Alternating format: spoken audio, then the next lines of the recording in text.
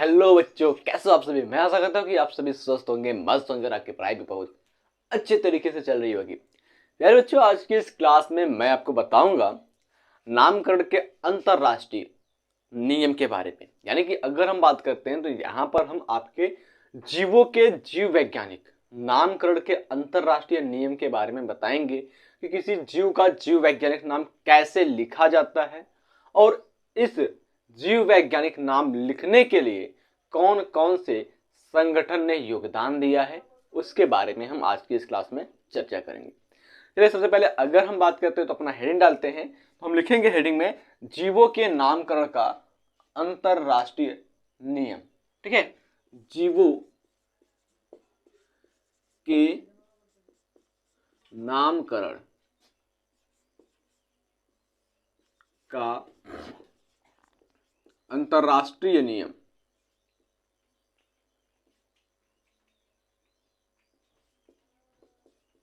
अंतरराष्ट्रीय नियम, international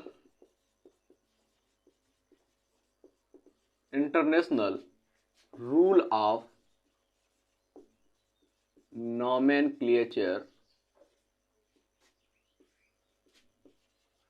nomenclature of organism।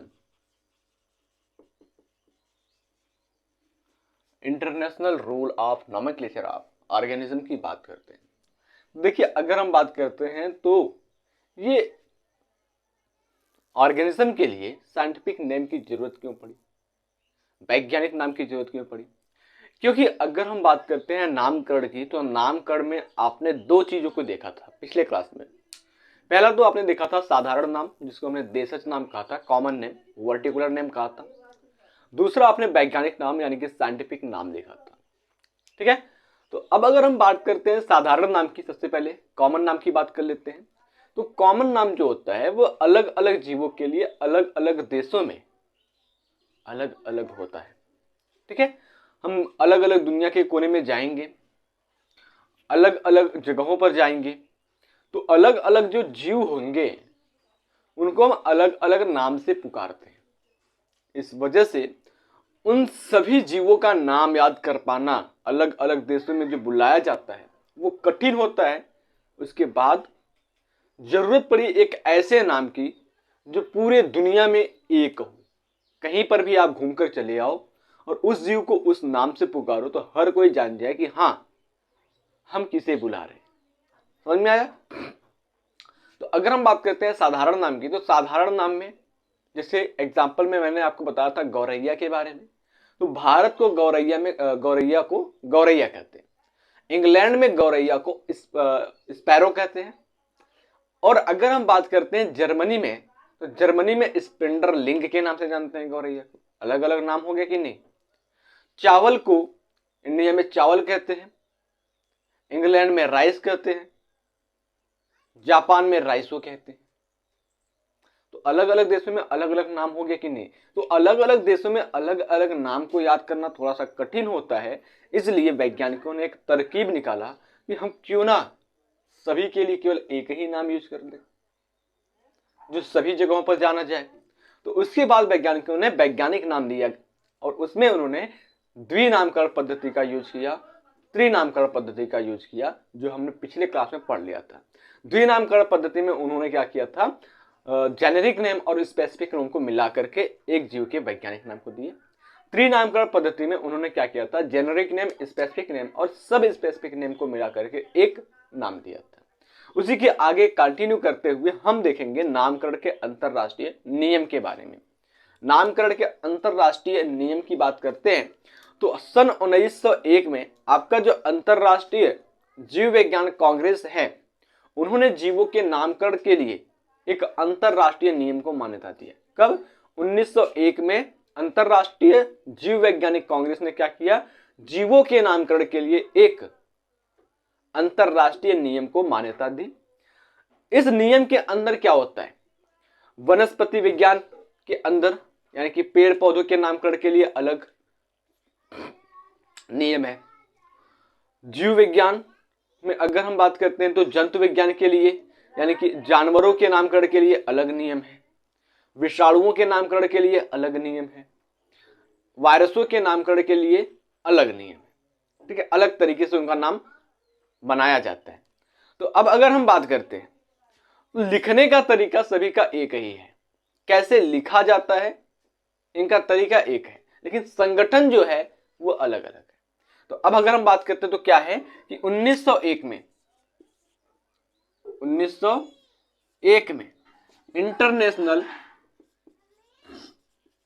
International biological Congress, international biological Congress ने क्या किया, अप्रूव किया। किसे अप्रूव किया, rule of nomenclature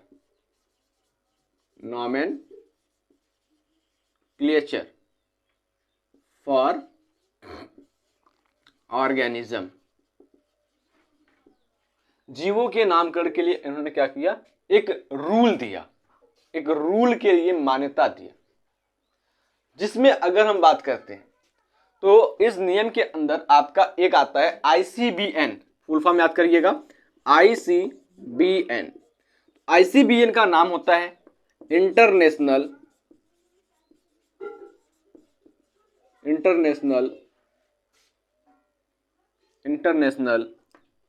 council of botanical nomenclature, या इंटरनेशनल कोड ऑफ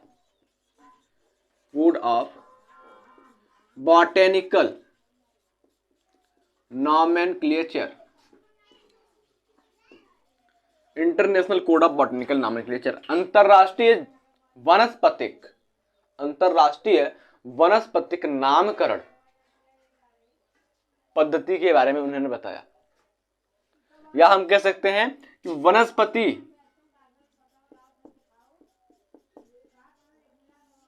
नामकरण की अंतरराष्ट्रीय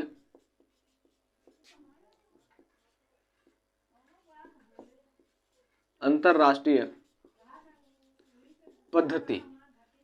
उसके बाद अगर हम बात करते हैं तो एक और देखो, इसमें क्या आता है, जो अंतरराष्ट्रीय वनस्पति के नामकरण की अंतरराष्ट्रीय पद्धति या संहिता होती है, इसके अंदर हम पेड़ पौधों के नामकलेचर के बारे में जानते हैं। इसके अनुसार पेड़ पौधों का नामकरण किया जाता है। उसके बाद अगर हम बात करते हैं तो एक आता है ICJDN। ICJDN की बात करते हैं तो ICJDN में क्या होता है, इंटरनेशनल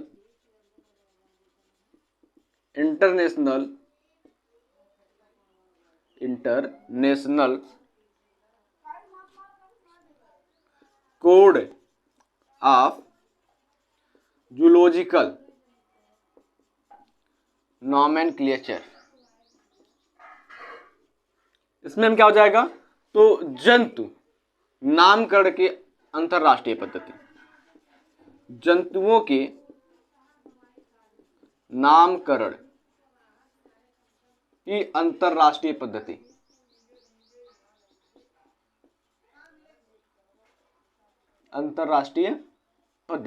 यानी कि इस पद्धति के अनुसार हम जो जीव होते हैं, जानवर जो होते हैं, उनके नामकरण के बारे में सीखते हैं। इसके अंदर जंतुओं का नामकरण किया जाता है इस पद्धति के अंदर। उसके बाद आता है आपका ICBN,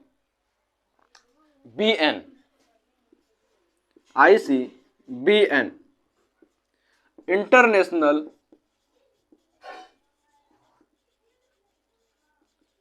code of bacterial nomenclature.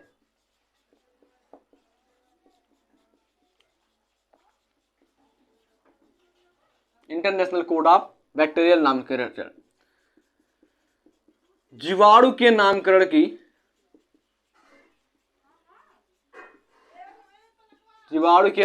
की अंतरराष्ट्रीय पद्धति।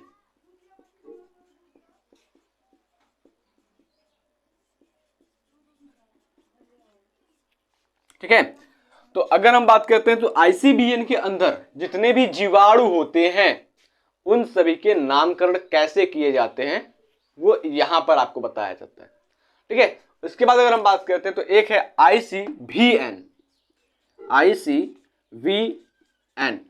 International code of national code of virus nomenclature, virus nomenclature यानी कि विषाणुओं के नामकरण की अंतरराष्ट्रीय पद्धति, विषाणुओं के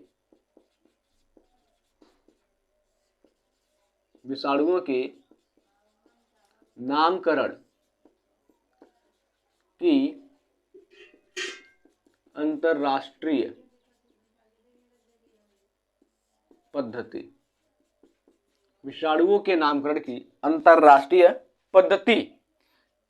तो अब यहां पर क्या होगा, जितने भी विषाणु होंगे, वायरस होंगे, उनका नामकरण कैसे किया जाता है, कौन कौन से भाग का यूज किया जाता है, वो सभी यहां पर आपको देखने को मिल जाएंगे।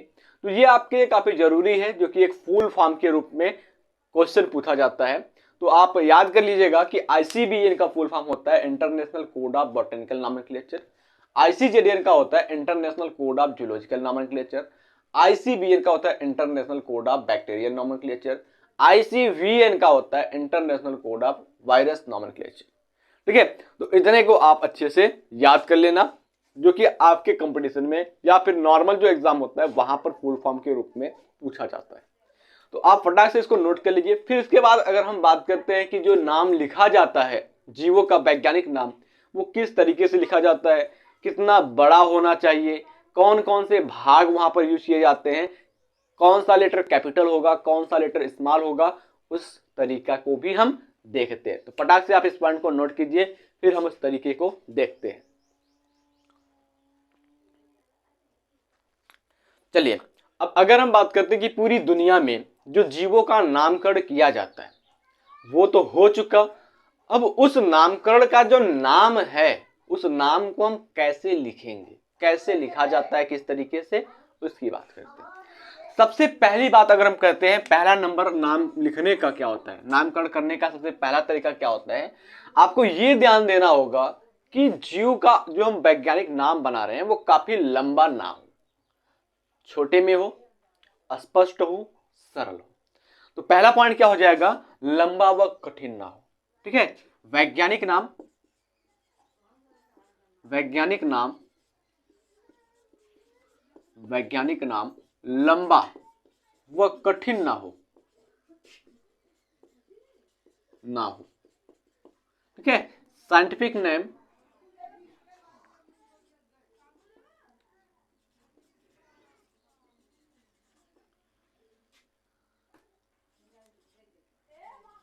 do not long and complicated, जटिल या कठिन ना हो। डू नॉट लॉन्ग, साइंटिफिक, एक मिनट,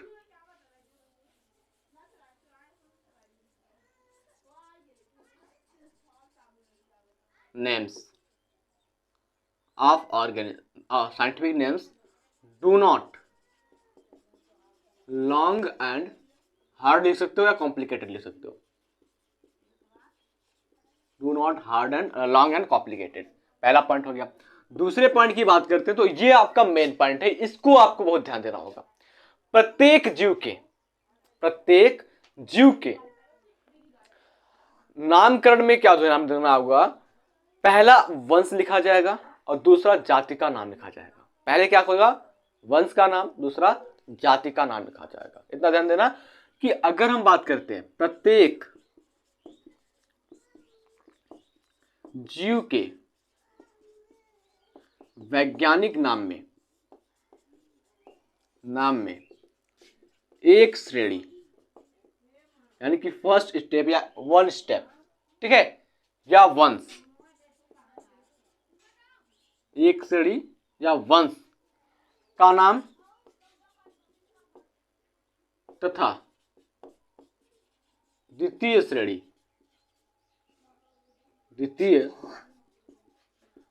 श्रेणी या जाति का नाम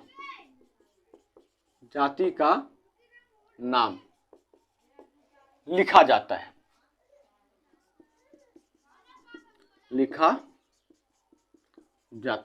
समझ में आया कि अगर हम बात करते हैं किसी भी ऑर्गेनिज्म के वैज्ञानिक नाम की, किसी भी ऑर्गेनिज्म के वैज्ञानिक नाम की बात करते हैं तो वो पहले क्या करता है, बायोलॉजिकल नेम में वो रिप्रेजेंट करता है जीनस का नेम, और दूसरा जो होता है सेकेंड जो भाग होता है वो रिप्रेजेंट करता है स्पीसीज का नाम। तो हम लिखेंगे the first word in biological या scientific nomenclature of each organism, the first word in biological or scientific nomenclature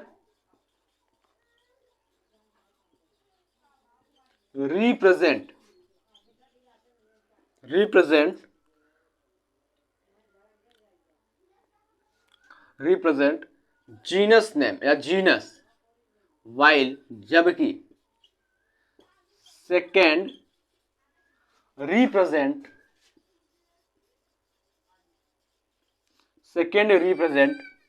species. पहला जो शब्द होता है वो क्या दर्शाता है, जीनस को दर्शाता है, और दूसरा जो शब्द होता है वो स्पीसीज को दर्शाता है, यानी कि पहला वंश को दर्शाता है और दूसरा जाति को दर्शाता है। समझ में आया? Both the word in biological when hand retain, यानी कि अगर हम बात करते हैं दोनों शब्द को अगर हाथ से लिखा जाता है तो इनको अलग अलग अंडरलाइन किया जाता है। दोनों शब्द को अगर हम लिख रहे हैं जीव वैज्ञानिक नाम में हाथ से तो इनको अलग अलग अंडरलाइन किया जाता है और तिरछे वर्डों में लिखा जाता है। समझ में आया? देखो अगला क्या हो जाएगा, प्रत्येक जीव वैज्ञानिक नाम क्या होता है, लैटिन भाषा में होता है, लैटिन भाषा में लिखा हो जाता है। पहले वंश का नाम और दूसरा जाति का नाम। जीव वैज्ञानिकों के नाम तिरछे अक्षरों में लिखा जाता है। क्या हो जाएगा, प्रत्येक जीव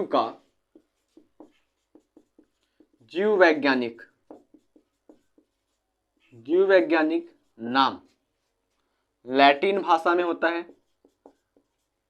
लैटिन भाषा में लिखा जाता है,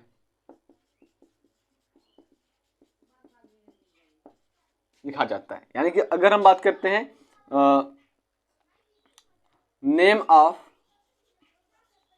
each organism written in Latin word. समझ में आया? उसके बाद अगले पॉइंट की हम बात करते हैं। तो अगर जीव के वैज्ञानिक नाम को हम हाथों से लिख रहे हैं, अगर हम जीव वैज्ञानिक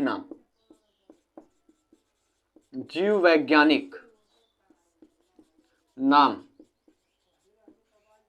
हाथों से लिखा जाता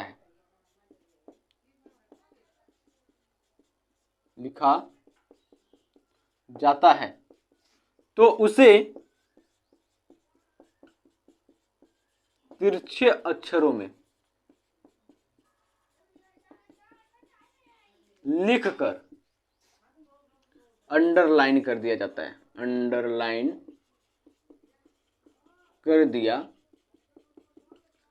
है, ठीक है। इफ द साइंटिफिक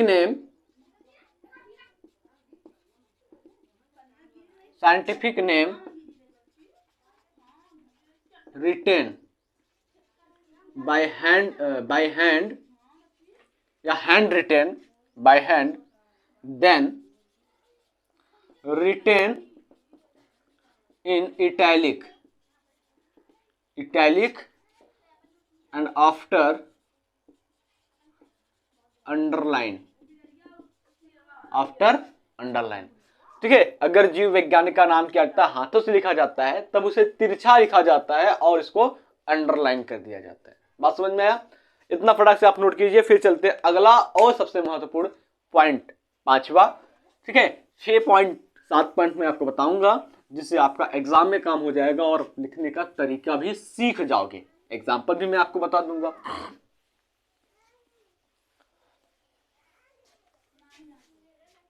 चलिए, अगर हम बात करते हैं 5वें पॉइंट की, तो अगर हम बात करते हैं 5वें पॉइंट की, हमने पता है कि जीव वैज्ञानिक नामों में क्या होता है, वंश का नाम और जाति का नाम होता है। तो जो जाति का नाम होता है या वंश का नाम होता है, वंश का नाम यानी कि जेनेरिक नेम जो होता है वो कैपिटल पहला अक्षर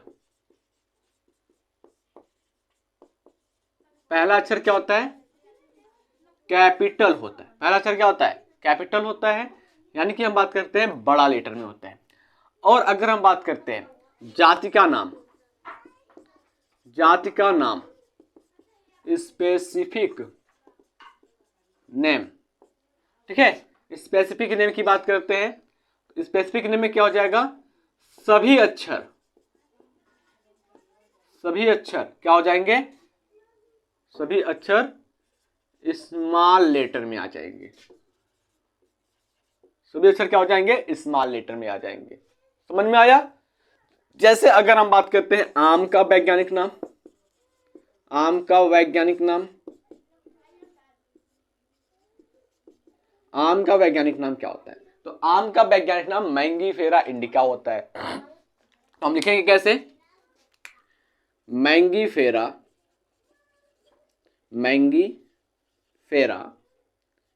इंडिका, ठीक है, इस प्रकार से लिखेंगे मैंगीफेरा इंडिका। अब क्या होगा, हमने क्या देखा यहां पर, जेनेरिक नेम, और यहां पर क्या लिखा, स्पेसिफिक नेम। हमने दोनों को क्या किया, तिरछे वर्डों में लिखा, उसके बाद क्या किया, अंडरलाइन कर दिया। अब यहां पर आप ध्यान से देख पाएंगे कि मैंगीफेरा जो कि जेनेरिक नेम है, तो यहां पर यम जो है वो कैपिटल लेटर में, बाकी सब क्या है, स्मॉल लेटर में है। और यहां पर ये आपका इंडिका स्पेसिफिक नेम है, तो यहां पर सबके सब क्या है, स्मॉल लेटर में है। तो इस प्रकार से जीव के जीव वैज्ञानिक नाम को लिखा जाता है, चाहे वो पादप का हो, चाहे वो जंतु का हो, चाहे वो विषाणु, चाहे वो वायरस का हो। तो मैं आशा करता हूं कि आपको ये क्लास बहुत अच्छे से समझ में आया होगा और हर एक पॉइंट आपका क्लियर हुआ होगा। मिलते हैं आपसे अगले क्लास में, तब तक के लिए जय हिंद, जय भारत। बने रहिए हमारे साथ बायोलॉजी पढ़ने के लिए।